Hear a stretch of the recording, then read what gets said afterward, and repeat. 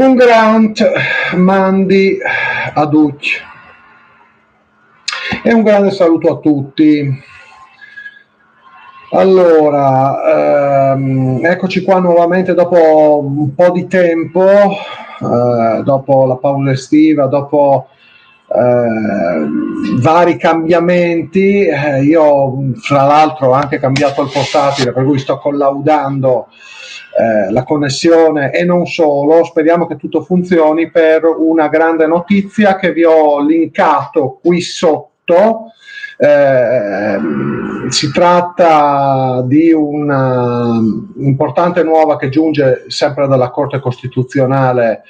sulla oramai complicata questione del divieto del terzo mandato elettivo consecutivo per i presidenti anche delle regioni speciali. È stato recentemente confermato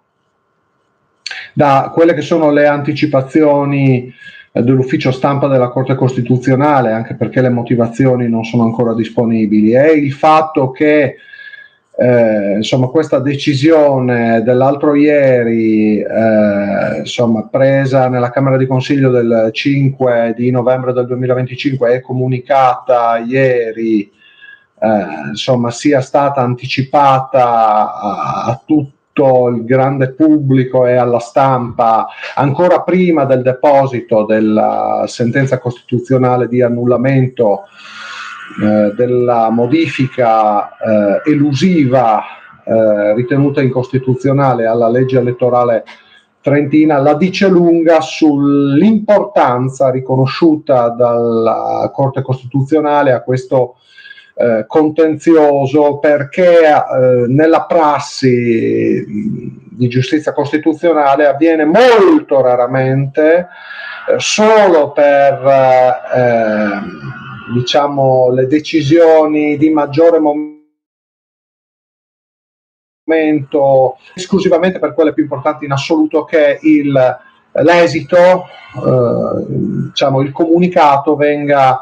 anticipato rispetto al futuro deposito delle motivazioni, che comunque arriveranno a breve, si ritiene nel giro di circa una trentina di giorni, almeno così sarebbe previsto da un termine che però è meramente ordinatorio. E si trattava, a mio modo di vedere, di una decisione ampiamente prevedibile. Era già stata anticipata dalle varie pronunce che la Corte Costituzionale aveva già depositato qualche mese fa, e ve ne davo conto sempre con altri video su questo canale.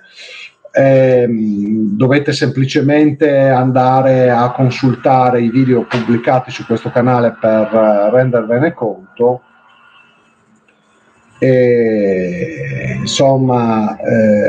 Era nell'aria questo annullamento, avrà riflessi anche nei confronti della nostra regione a statuto speciale, perché in Friuli del limite al secondo mandato per i vertici degli esecutivi regionali eletti direttamente, con conseguente divieto